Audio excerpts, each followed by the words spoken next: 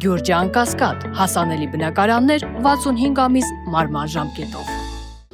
Պարոն Աղաբեկյան, նայեք, աջակցության ծրագրերի մասով աշխատանքի և սոցիալական հարցերի նախարարությունը բազմիցս նշում է, որ եղել է կարճաժամկետ և երկարաժամկետ աջակցության ծրագրեր ու վերջերս նաև Նարեկ Մկրտչյանը ազգային ժողովում ասաց, որ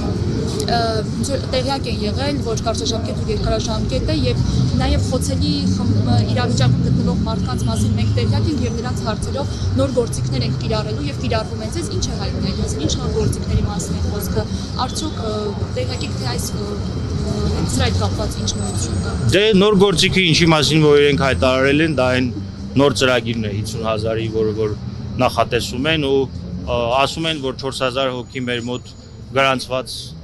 ունենք, ովքեր որ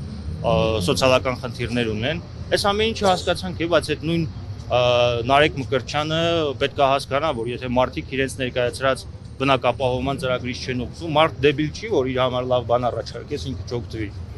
Այսինքն տրամաբանական է, չէ, երբ որ մարդիկ են անգամ առաջին խմբի մարդիկ այդ ծրագրից չեն օգտվում, ուրեմն պարամետրերը այնպես է դրած, որ մարդը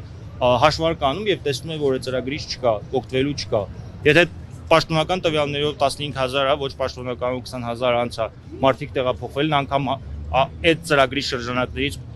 չօգտվելու, չցանկանալու, այդ ծրագիրը իրենց համար այնքան անընդունելի է եղել, որ մարդիկ թողել գնացել են։ Չեն ցանկանում թե չեն կարողանում։ Դե չեն ցանկանում, որովհետև դա իրատեսական ծրագիր չի։ Այսինքն ամբողջ խնդիրը կայանում է նրան, որ իրենց կարիքներին սա չի խոսում այն կարիքների հետ, որը որ գոյություն ունի։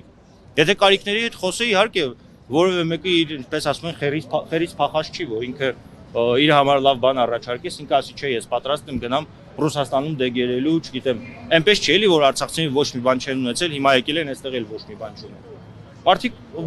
որոշակի նիստուկաց են ունեցել, որոշակի ունեցվածք են ունեցել, որոշակի այդպես իրենց շահերի իրացում են տեղում ունեցել։ Հայտնվել էլ մի հատ պարզ իրականության մեջ, որ 50-55 տարեկան մարդը 18 տարեկանի կարգավիճակում է դարձել, որ պետքա նոր կյանքում ինքնահաստատվի կայանա իր ամբողջ ունեցվածքը թողած այնտեղ։ Այդ մարդկանց նկատմամբ դեռ մի բան էլ որ որոշակի սպասելիքներ է ստեղծում։ Հիշում եք տեղահանությունից անմիջապես հետո մեր քույրերը, եղբայրները մենք ամեն ինչ անելու ենք, այսպեսի հռետորաբանություն է։ Հիմա արդեն հռետորաբանության ինչպեսի կտրուկ փոփոխություն է տեղի ունեցել։ Որևէ մեկը չի ասում, որ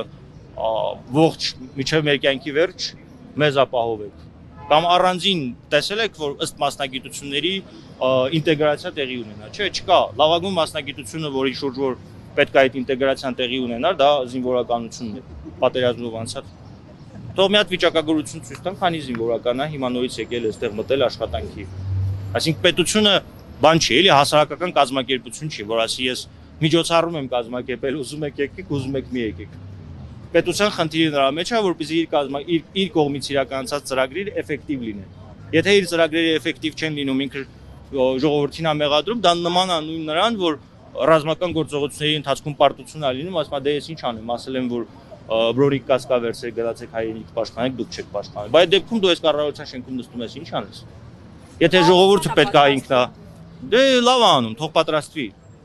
Հիմա ամենավատը այն է, որ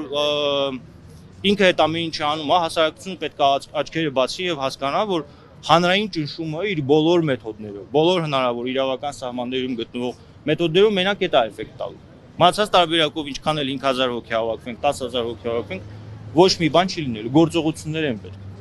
Գործողությունների միջոցով, որպեսզի ոնց որ ինքն է մեր կյանքը սևացնում, մենք էլ իր կյանքը սևացնենք։ Այնպես անենք, որ ինքը գետնի վրա իր որոշումները չկարողանա իրացնել։